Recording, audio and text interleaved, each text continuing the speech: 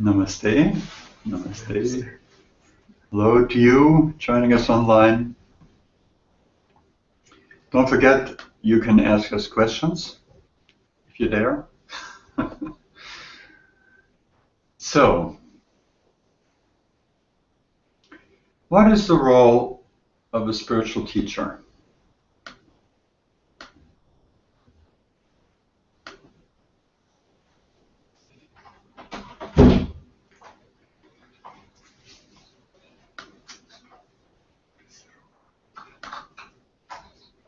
To guide? To guide, okay, yeah, if needed. To help point in the right direction? Is that different from guide? No, but okay. Yeah, so to guide, to point in the right direction. And yeah, how does this happen?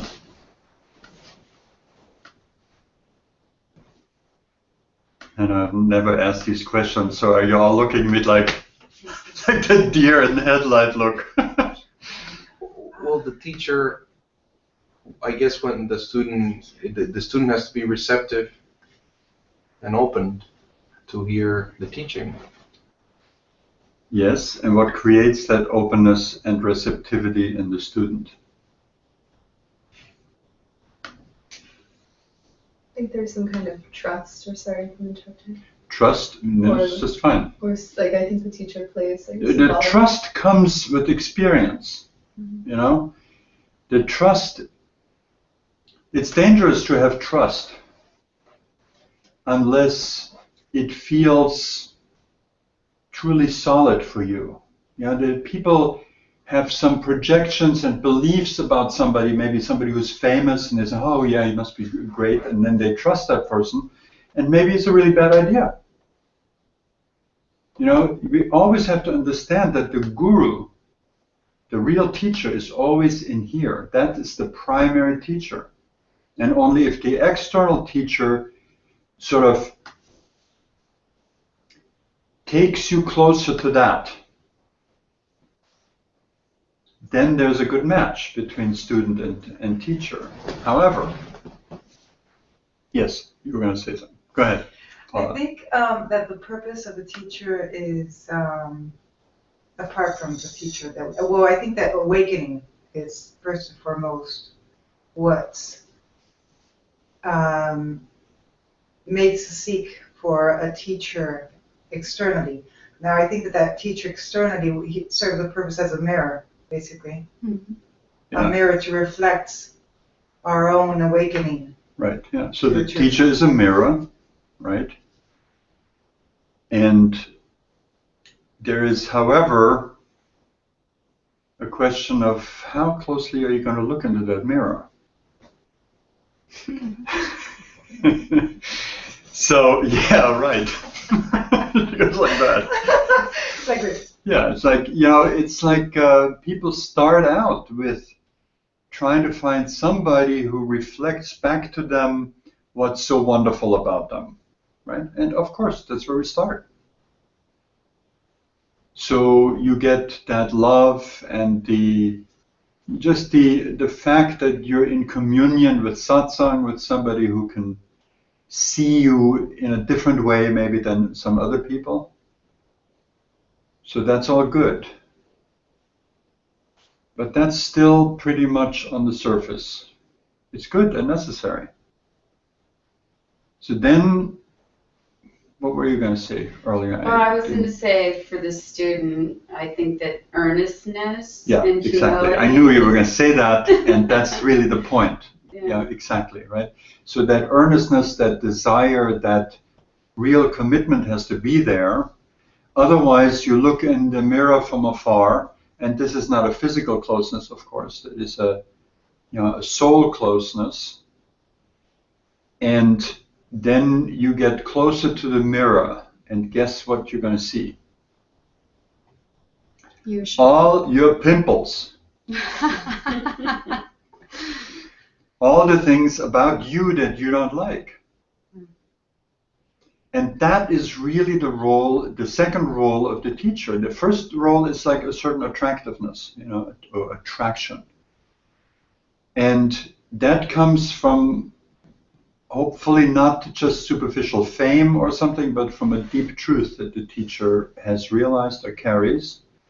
And then the next thing is that it's your job now to find that hunger inside, to find that commitment and get close. And it's like getting close to fire. Whatever in you is not true and is not right is going to start to get crispy.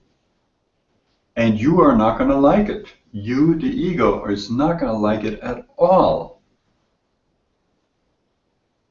And that doesn't just concern the teacher, it also concerns the close people around the teacher. You know, their role is really to push your buttons. And guess what? That's the role of life. Have you noticed? The role of life is to push your buttons until you are clear of buttons. Of course, people in the worldly mindset don't understand that, and they simply live in a zone where their buttons are being pushed, where the suffering comes and goes, they chase after pleasure, the pain catches up with them, and it goes round and around and nowhere. But when you have a spiritual awareness, when you have taken charge of your own evolution like this, then that spiral, that circular movement still occurs, but it's going up, right? So every time your buttons get pushed, somewhere inside of you, there's an awareness that that means you have buttons. You have reactivity. You have judgment. Your desire, your earnestness is not strong enough, right?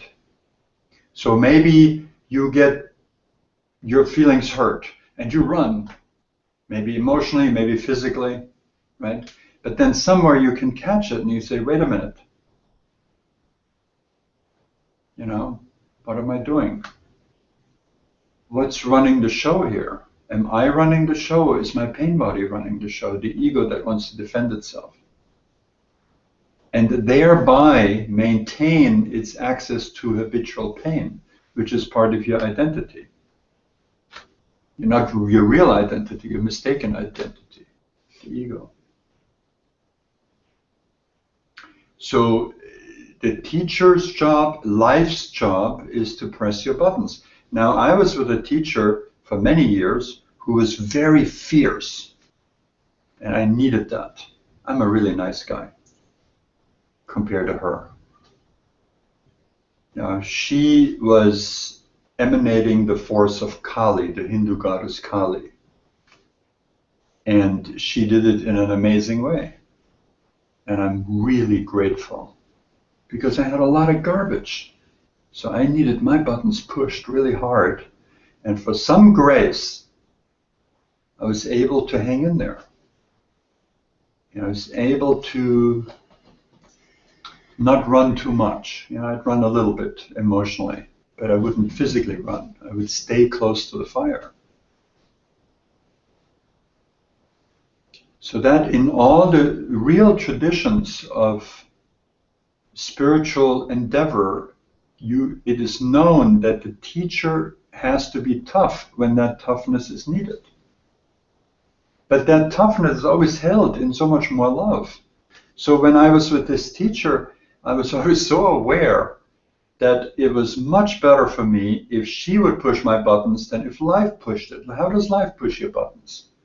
An accident, a betrayal, a diagnosis of an illness, a financial meltdown, you know, all those things that push our buttons. So when you have a teacher that can point out, or a situation that can point out to you where you're still holding, where you're clinging, where your fear is, that's fantastic.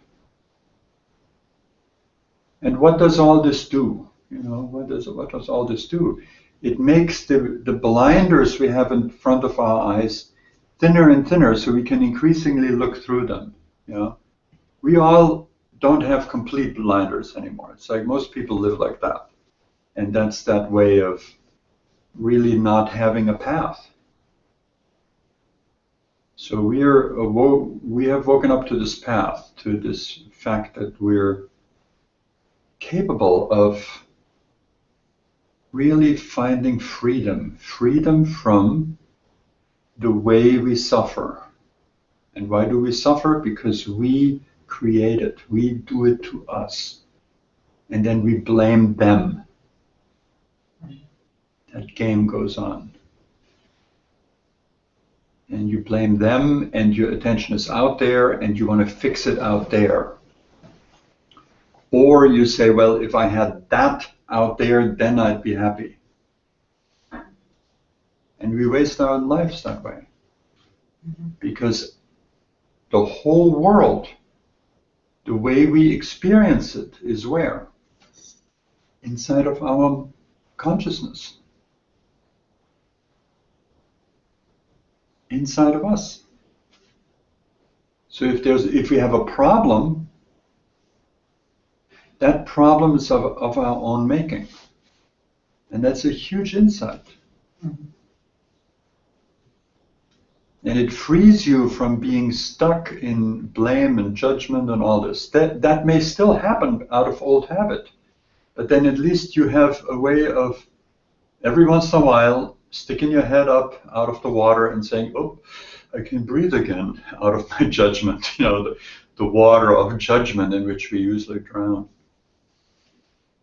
And then that ability to swim with your head above water, above judgment, above this crazy hunt for pleasure and that always ends up in pain again, we became capable of swimming. And we keep our head above water. Maybe every once in a while we get a mouthful of salt water. But it's not so bad. And then, from there, and then it goes on until we can walk on the water, but that's a different story.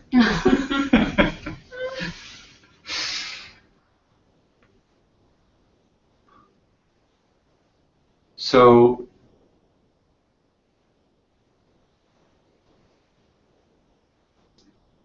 the key, again, is how much do you want it?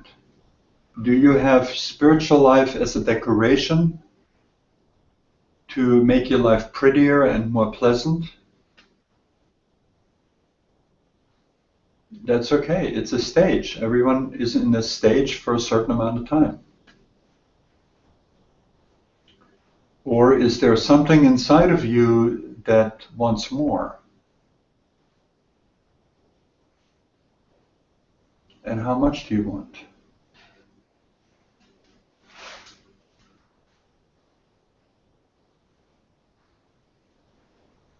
How deep are you ready to go? And the deeper you go, the more you're going to get free of the stuff that you don't want to see by first seeing it and then seeing that it's not you.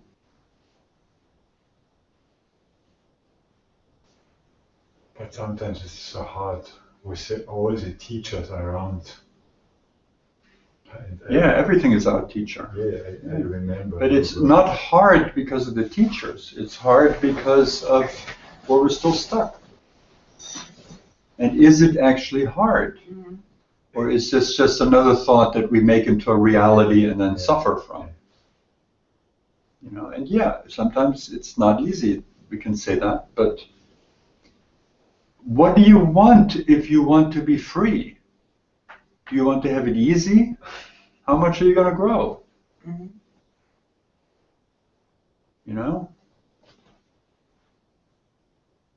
But those growth implies that it has to be hard. No, growth does not. And, here we have to clarify some things. Growth is not really what we want. Spiritual growth is a misnomer.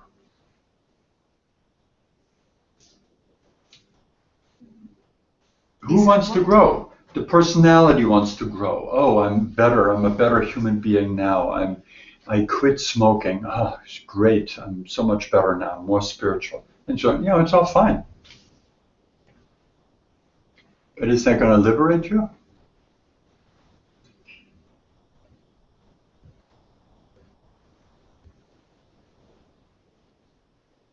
It will not. So the spiritual practice that we engage in, see, there's a million different things.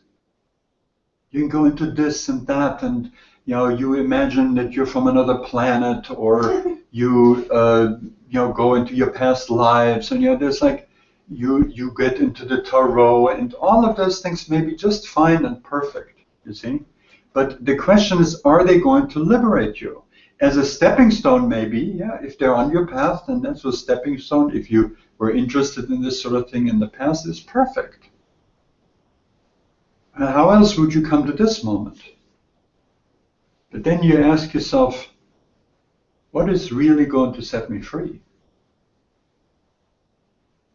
Because there are thousands of subtle worlds, astral worlds and causal worlds, and you can spend eternity in them. But are they going to set you free? Only when you see the pointers that point, they point to freedom, they point to the already existing freedom inside of you. So how are we going to be able to embrace and really know this already existing freedom in us that we are? By the sadhanas that dissolve our delusions. Can you explain sadhana? Might not be familiar for everyone. Sadhana is spiritual practice, right? So the spiritual practices that we do, like first of all, heart sourcing. We go into the place to whatever depth we're capable of that is already whole and complete. How do we know? Because there's love there. There's absolute unconditional love.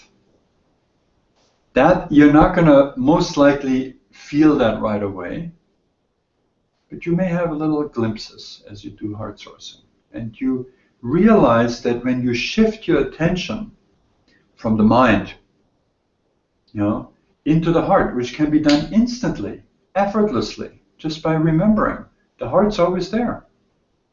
Drop the last thought you had and what happens? You're present. You come into the heart, you're present, it's the same thing.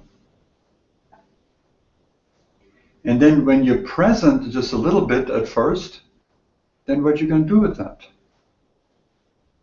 First, of course, we lose it. We get back into the mind, and then we remember, we go back, become present again, we lose it again, and so that game goes on.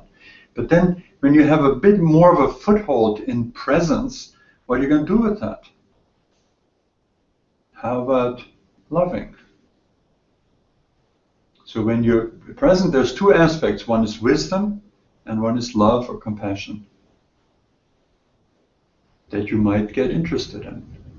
And the wisdom kind of comes by itself from being able to be present and realizing that the fabric of reality is quite different from what we were taught.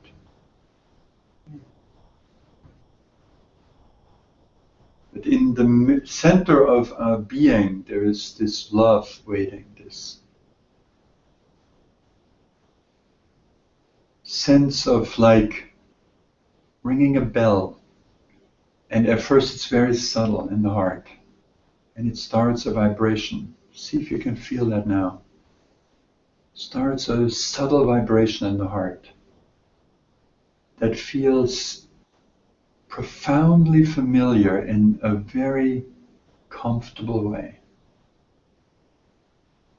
because it is you. It is calling you. It has called you for how long? Since the beginning of time. But you've been too busy. You weren't able to listen, to sense, to hear.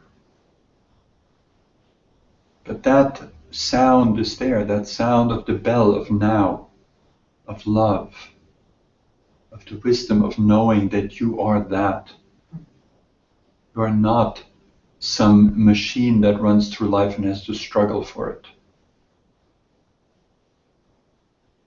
So that inner space calls you.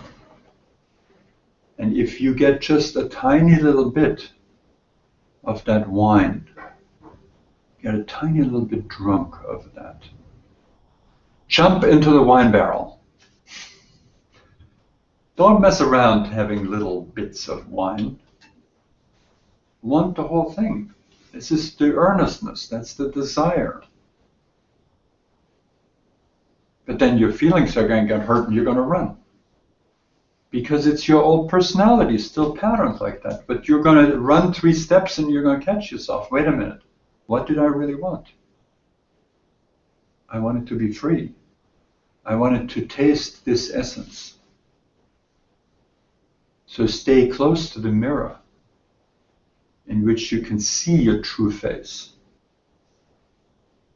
In the end, you won't need a mirror. Maybe you don't need a mirror now.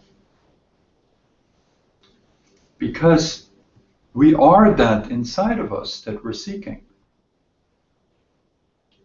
Now I found for my own sake, maybe because I'm dense and I had a lot of garbage, having mirrors was priceless.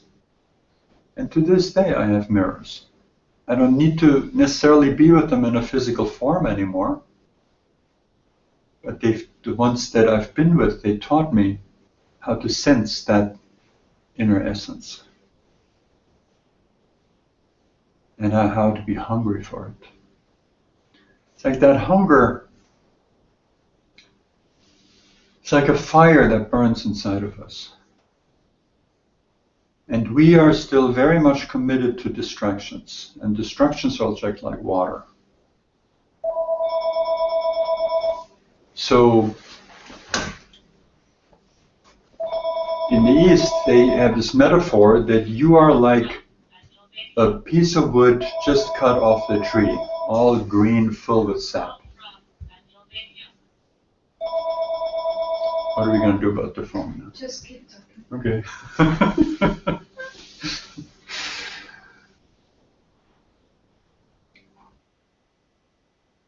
But some ahead of you, some teacher, maybe like a log of wood that's burning. And what you want to do is take your log and put it next to that log. So you get to catch that fire. You catch that commitment for yourself, if you want it.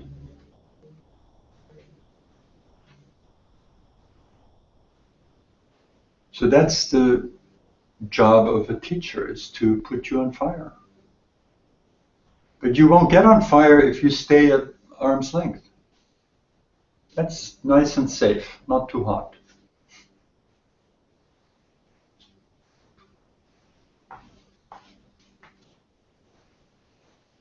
So that's the trick, we're caught, because the ego will valiantly object to anything that will question or undermine its rule. And the self can't wait for the ego to get out of the way. That's the inner struggle.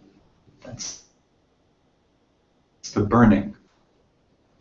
But you won't burn unless you have that inner desire.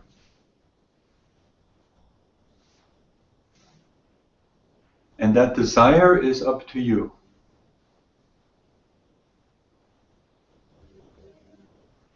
If you have a little bit, you can want more.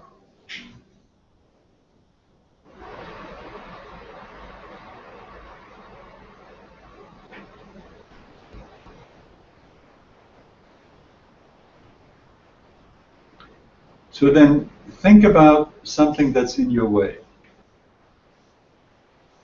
Some old habit, some fear, some way you put yourself down, something that's been sort of stuck to you for a long time. Something that makes you think you are that. I had one of those things. I had this unconscious notion that there was something terrible about me. It's like a whole story, but I had that for literally 50 years, and it lasted through a lot of spiritual work, which made the filters, in front of my eyes thinner and thinner. until the day I could see that.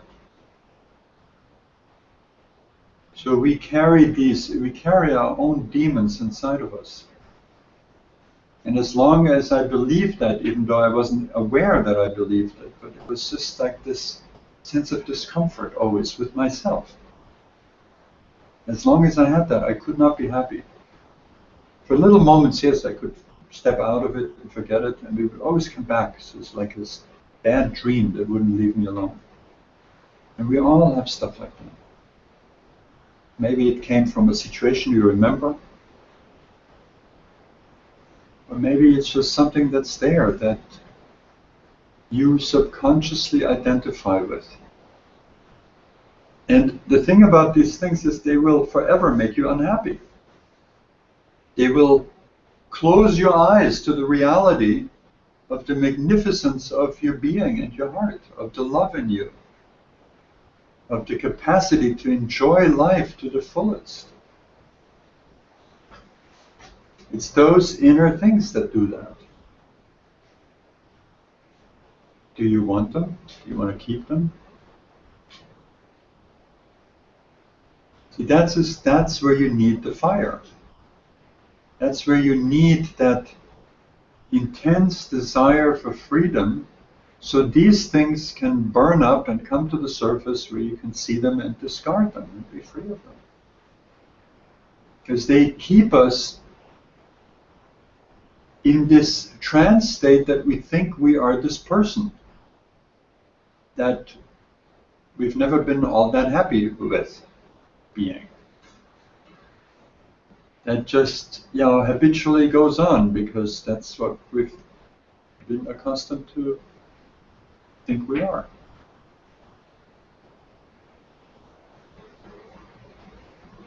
So you can make a leap and realize that you are free and act from that. It takes courage.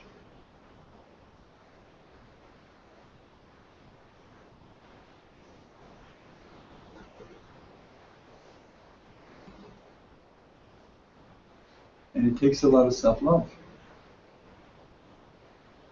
So again, now we come in full circle. It brings us back to the heart.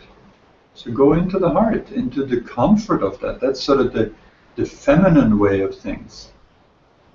And let your own heart nurture you. Receive that essence of the heart. Open to it. Let it warm every cold place inside of you.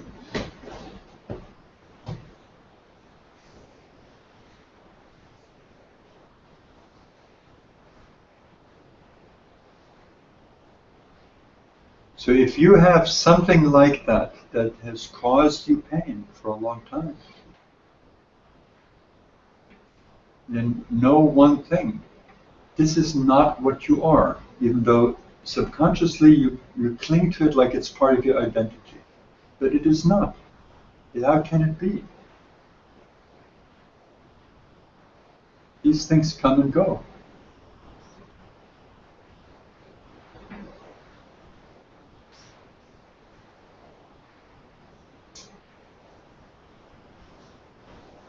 So know that that's not what you are.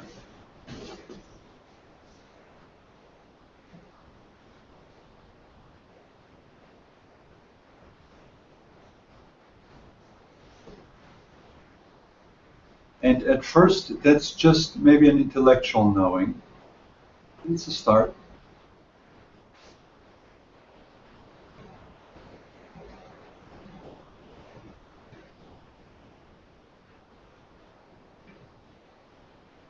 Identify it. And if you have something like this, how are you going to get free of it if you don't approach it? Even if you don't know what it is. How does it feel in your body?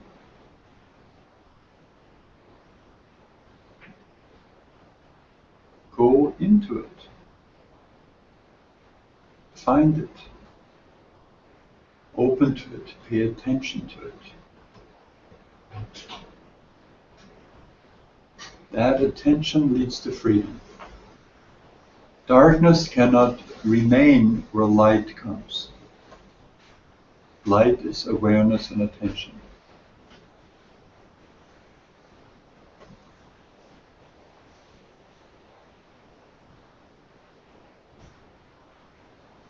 So now the question is, if you have identified something somewhere, maybe in the body or in the mind, that makes you unconscious, that makes you unhappy, that clouds the clarity of your being.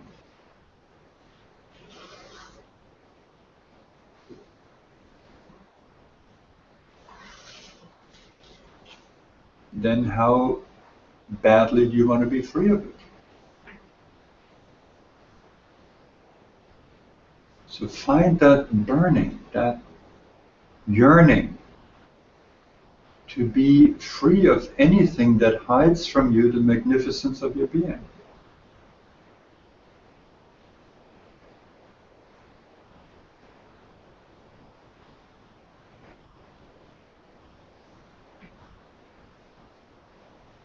See, we're dealing with, in the old symbolic way, they used to talk about the sword. There's these symbols of the sword. That's the masculine, right? That burning, that absolute desire to be free. That's a masculine force. And women and men, it's all the same.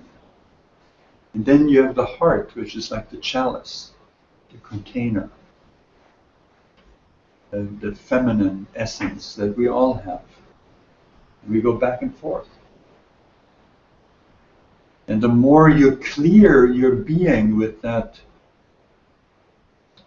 deep desire to be free, the more you can find the heart and nurture yourself. And the more you nurture yourself, the more you can find the strength and courage to take the steps to be free.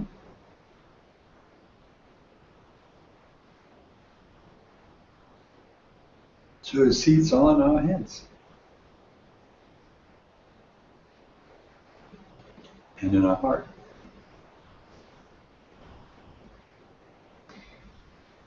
So you said there were some questions?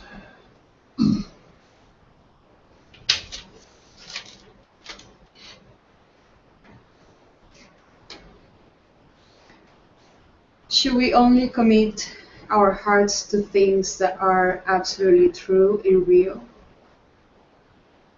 And who is that from? Janice. Janice.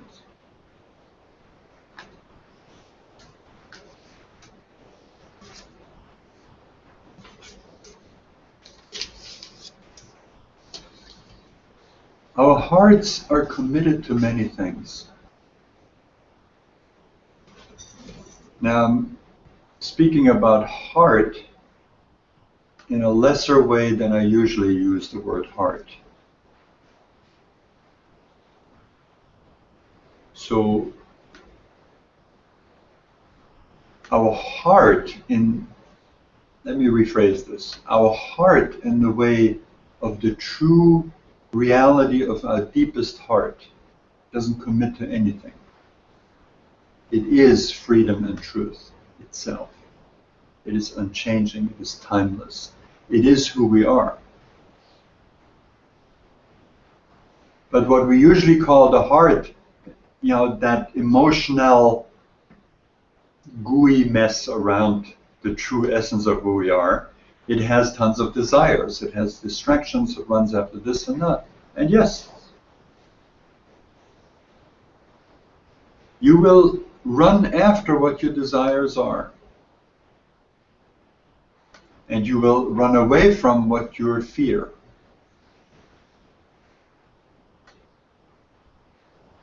So, how do we get out of that trap? By looking deeply at our desires and our fears. And we're back to open attention. What we desire, where do you feel that? Or is it in the mind? Check out the mind. What we fear, same thing. And this stuff runs us, these desires and fears run us until we become tired of them. And how are we going to become tired of them? When we see that the fulfillment of desires and the getting away from what we fear will not make us happy, because it's a merry-go-round. It goes on again and again. Pleasure, pain, desire, fear, desire, fear. You have to go to that fulcrum point from where the pendulum swings, which is the heart. That's the non-dual space. That space is always clear. But that's what we already are. So what we need to do is we need to see how we're running after the stuff that doesn't serve us. And then we realize that we are the pure and the true. It's not something we need. It's something we are. And when you realize that you are the pure and the true, then life goes on just like it does. But there's something unshakable inside of you that remains still. And even if the personality, like let's say a sage is in a house and the house goes on fire, what is he going to go? Oh, I'm just so holy, I'm just going to walk out of here very mellow. No! He's going to run the hell out of the house. There's going to be excitement and, a lot of trembling and shaking and stuff going on.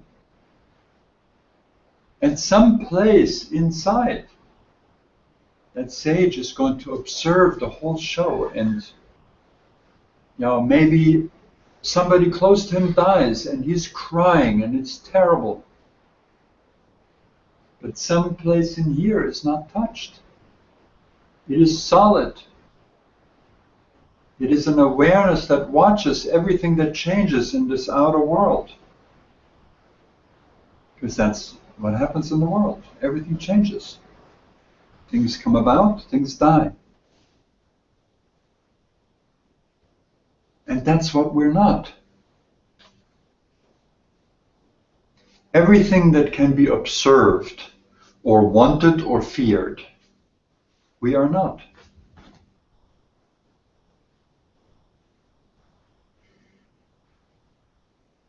But we have this deep attachment to the body. We have this conditioning that says, well, I am this physical vehicle that I'm in. I'm the body, I'm the personality, I'm my likes, I'm my dislikes, and we live in that. That's the world of illusion. So look at your big thumbnail. Okay? Get a good handle on that thumbnail.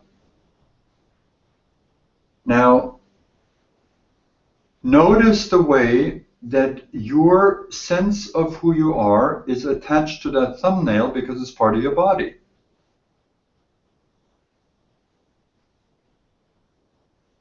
Now the thumbnail grows and you cut it and you throw away the clippings. Do you lose part of you? No. Do you? No, of course not. It sounds kind of ridiculous, right? But you know what? Your whole body is a thumbnail. At one point, it's all going to be a clipping. And there it goes. Do you lose anything? Well, you're going to lose everything as long as you're identified with that, right? That's what gives death a bad name. It's like, oh my God. But you're no more this body than you are the nail clipping.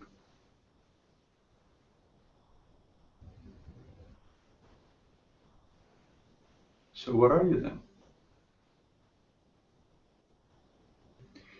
The first step of finding out what you are is that you are that which observes what is observed, like the fingernail, right?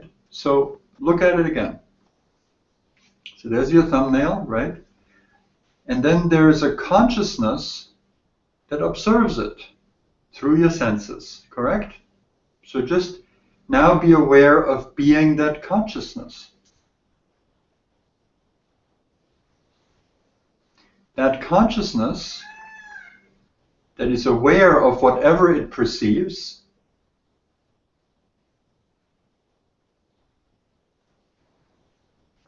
is the bridge.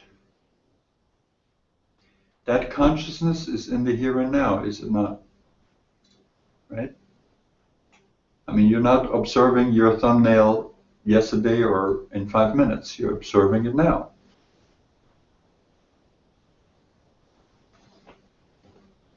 That consciousness is the I am. I am this awareness of everything that's going on. And that I am awareness can be directed outward, which means your body, mind, and the outer world. Following me here? Right? Or it can be directed inward. It can just flip that way. Looks outward, and there is the never-ending scenario of the world that always changes, goes on, goes on.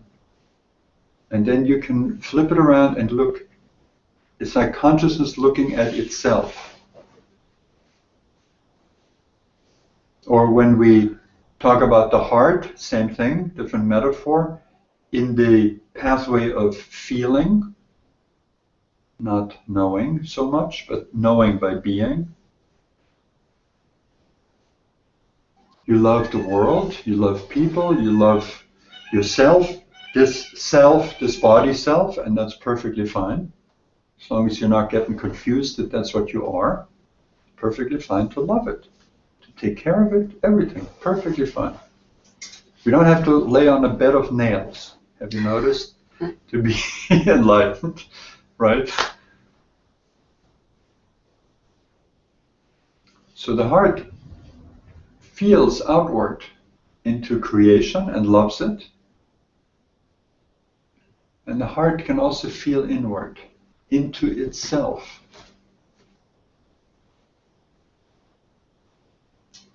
And whether it's consciousness or presence or love. When we turn inward, we're going to find who we truly are. The source of everything that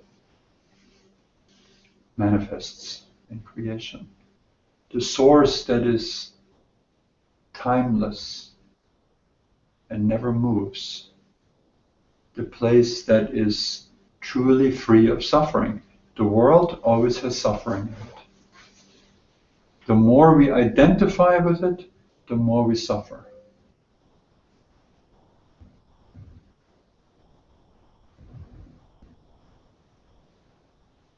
So freedom from suffering lies in that innermost chamber of the heart, which is our true being, our true consciousness, our true love. And in that innermost being of who we are, everything we're aware of arises. And so that innermost being is also the container of everything. Yes? I'm finding that on this journey, the question that precedes, who are you, is who aren't you? Who, you know. Yes, right. Let me just say this again. On this journey, what precedes the question, who are you, is the question, who are you not? Exactly. Absolutely. And Yeah. that's all the things we're looking at. That's what true spiritual practice does. It doesn't go after more toys. Oh, I've been Cleopatra in my past life. you know. Maybe you are. But is it going to set you free? Right? So you look at what you're not. For instance, you're not Cleopatra. Then or now. You're not anything that can be perceived, ultimately. So in Jnana Yoga, this is the tool. It's like whatever you get hung up on, if it can be perceived, it's not you.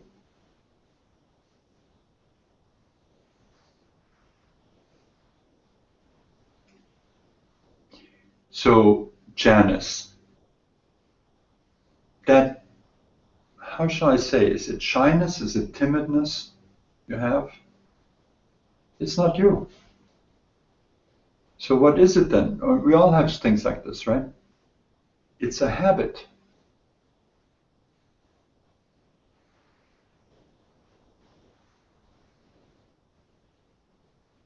We can carry a habit with us for a long time, or we can go cold turkey.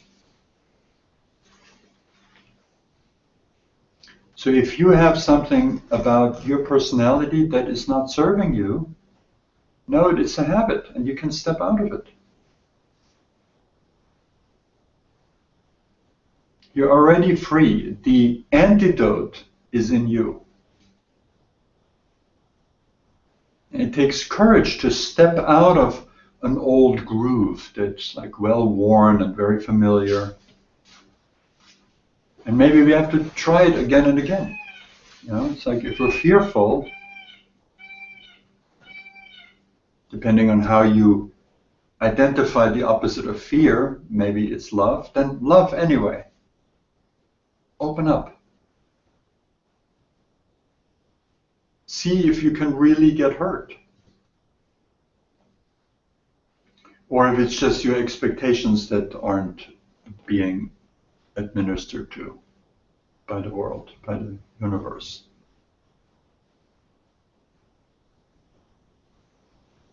Your heart cannot be hurt. It's not possible. Your emotions can, because your emotions want stuff. That's not love, is it? Not in my book.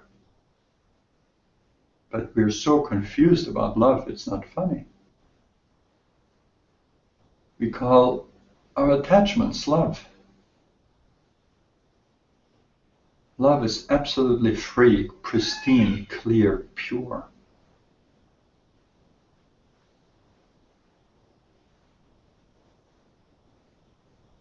Love never hurts. I look at the Western literature of what we call high love. Romeo and Juliet, Anna Karenina, Tristan and Isolde, and so on. They're all absolute horrible disasters. They all end up in absolute agony. King Arthur and the triangle with Guinevere and Sir Lancelot, you know, it's like that's caked into our culture. In the East, it's different. They have love stories that actually went someplace. There's always the dealing with the dark side. Yes, that's there. But you don't have to succumb to the dark side, and that's what seems to be happening, you know. And then we say, oh yeah, but true love is only in the beyond. Well, screw the beyond. We're here. We want to live this now, don't we?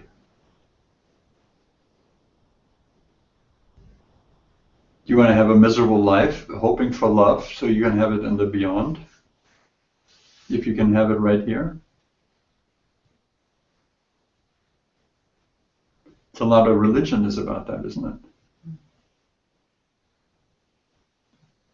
I mean, to the absolute distortion, and this happens in all cultures, you know, in the low understanding of different religions. to the extent that, if you blow up a whole bunch of people, you're going to end up in a paradise with, I don't know how many different virgins. Well, don't hold your breath. Just, the mind can go on absolute distorted journeys to believe stuff like that. But it starts with the distortion of believing that you're the body.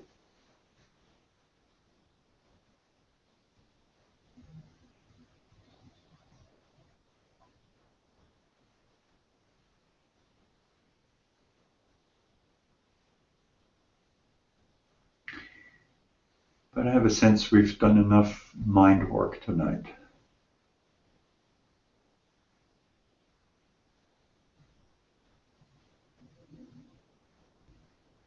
It's good to use the mind and to push the envelope a little deeper each time. And we need to hear the, certain messages about the truth of our being again and again, because it's like you plant a seed and then it rains. So you heard it once or twice, but then it has to rain again and again and again.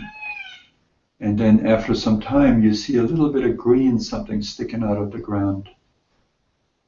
And then it has to rain again and again. That's why we come together in Satsang.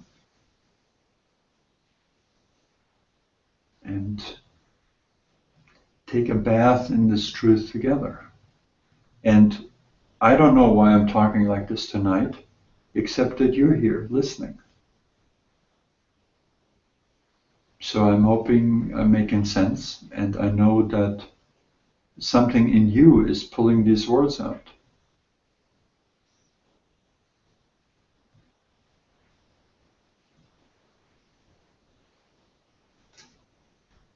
Yes. I have to say, when you're talking about hearing things again and again and again, I have heard things in my life probably thousands of times, and it's the 1001 time that I hear it, that all of a sudden I hear it. You get it. Exactly. And it happens a lot. So it is that earnestness and to keep your focus in that direction, and all of a sudden things start to make sense at different moments, in different circumstances. It just, for me, it's all in the timing, and it's a touchy situation, because you don't know when you're going to actually absorb these messages. And I think if you're in it to win it, so to say, and that the chances of you really coming to that place are much better. You just have to be persistent.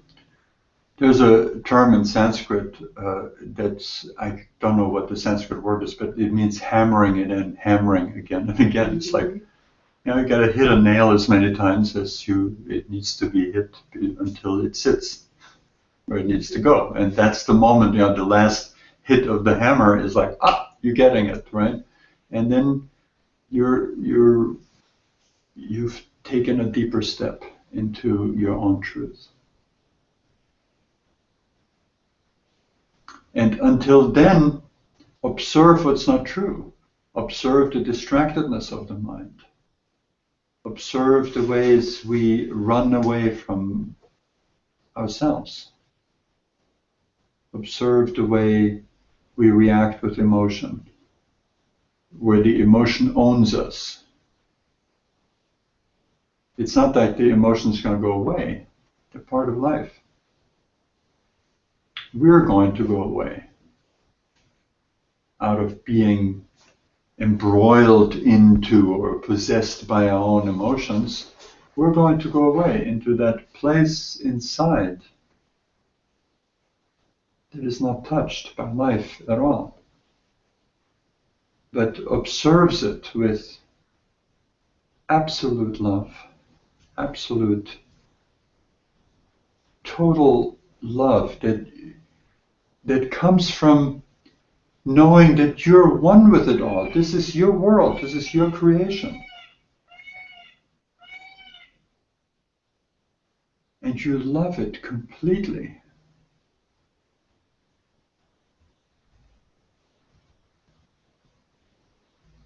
That's the kind of love that we all carry inside of us.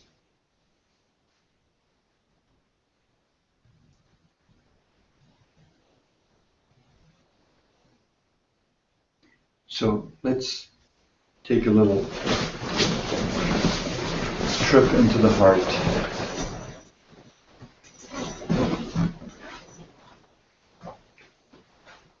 And the heart, on one hand, it's everywhere. There's nowhere with that heart, that absolute love is not.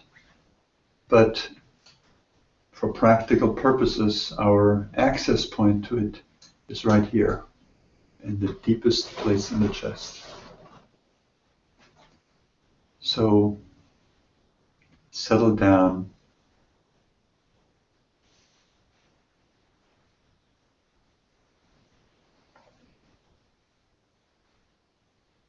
And open to feeling, to finding whatever part of the sweetness of the heart, the bliss of your being, will come to you today. And even know that even if you don't feel anything, that intention, that movement into the heart, into the core of your being, is never lost. It's accumulative.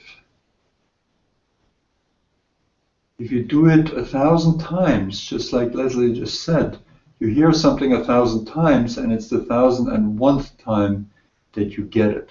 The same with the heart. You go into the heart 1,000 times, and the 1,001st time you slip into it deeper. And by God, you know that all the effort of releasing yourself from your distracted mind was absolutely worth it. Because now you're home with yourself. So bring your attention to this point in the very core of the chest, the very center of your being, interior to anything that has anything to do with suffering. There's this space of absolute pristine clarity and peace. This is the heart.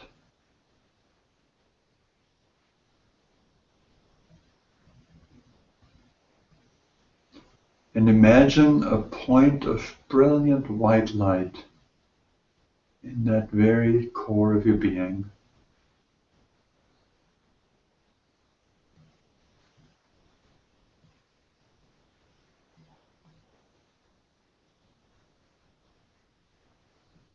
And that point of brilliant white light is somehow not part of the world. It is the point where the world originates. It is the point to which it returns.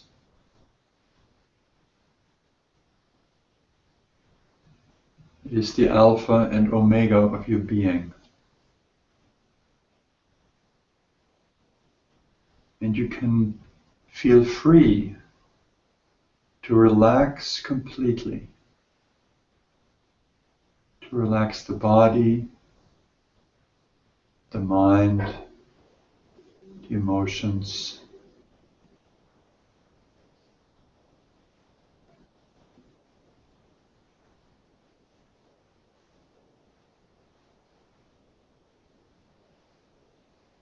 Because it's absolutely safe to go into your heart. We're just bypassing in a really healthy way, for the time being, any layers of problems or challenges. And we're taking a step into the place where there are no challenges. There's only an all-encompassing ease and love.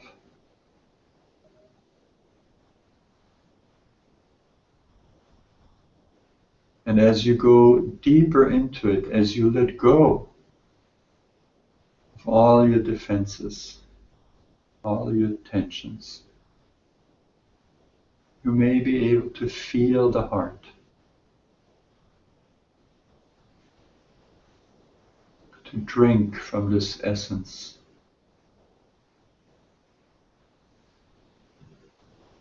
And drink from it like a lost wanderer comes home from the desert into the oasis of being.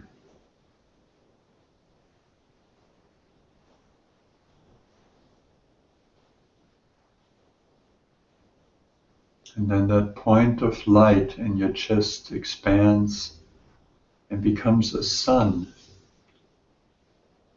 brilliant and warm and absolutely inviting.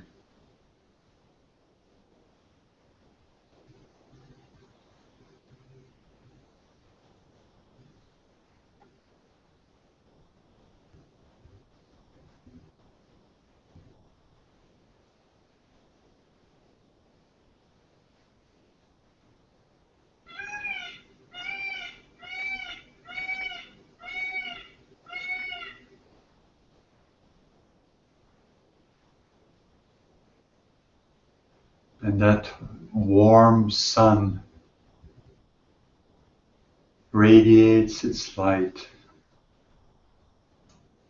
into all the places in your being that need that light, dissolving structures,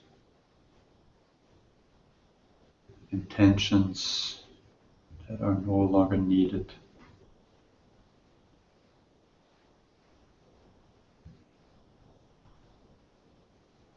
And you can let yourself absorb it, receive it, be nurtured deeply and profoundly by that which is already in you.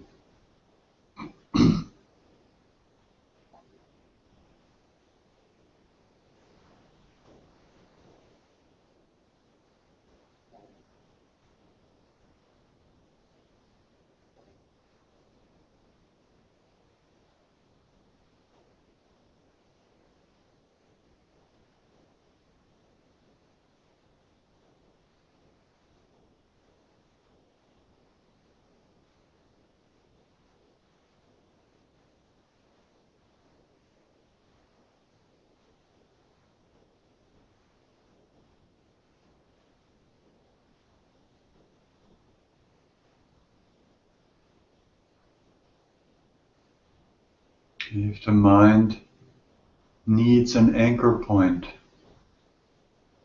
aside from that image of the sun and the feeling of receiving the warmth, you can give it a mantra that says itself in the heart, like Ram, Ram, Ram, Ram, or any mantra that works for you.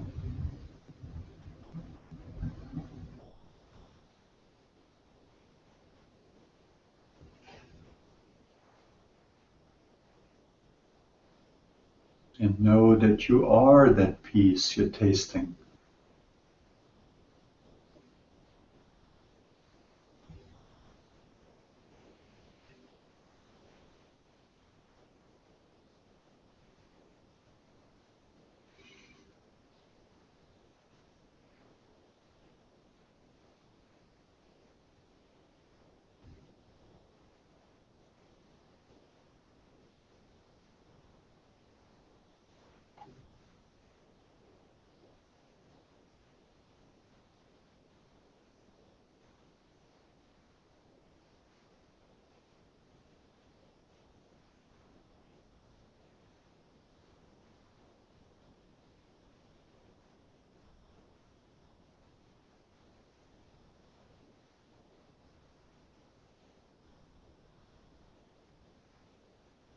Absorb that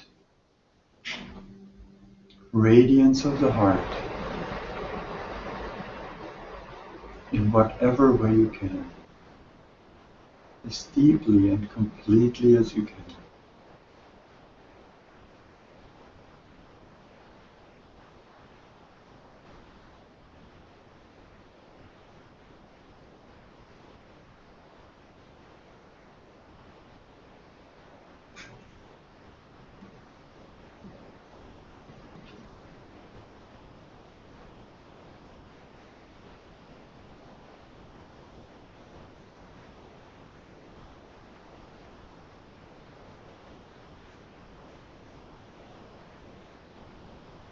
And whatever troubles you have to deal with in your life, know that the place of refuge and the most powerful medicine are already here in your heart. And come back to that heart again and again and again, until your reality starts to switch and you see that the life of strife is not what's normal. The heart is what's normal. The life of strife is the exception.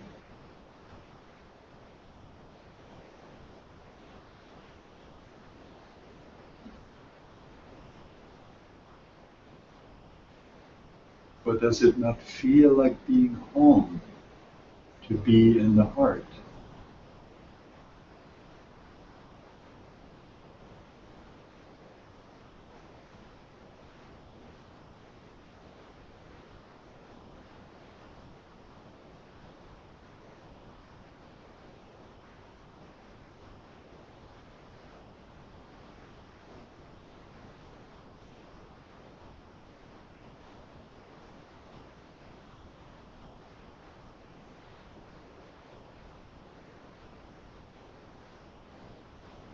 And whenever you have an opportunity to act from the heart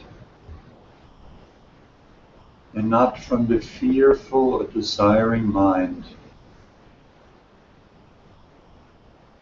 then that heart reality becomes more your own.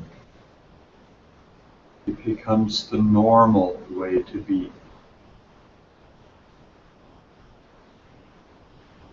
The unshakable way to be.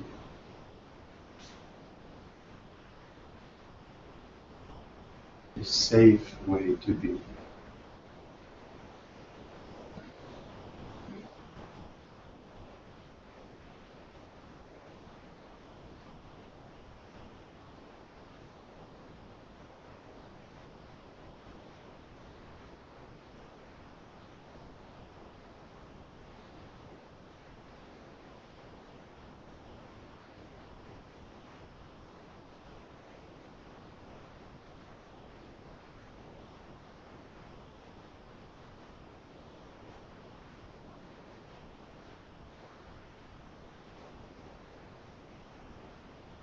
Dissolve yourself in that great softness of the heart.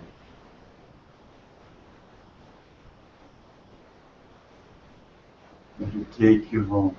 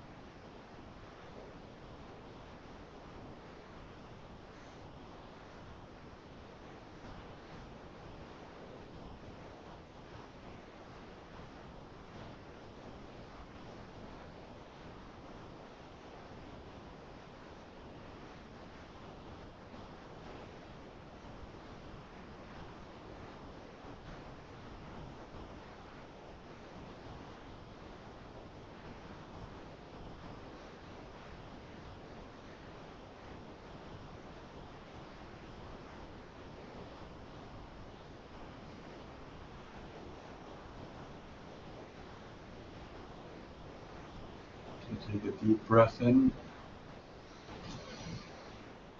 Breathe out. Inhale.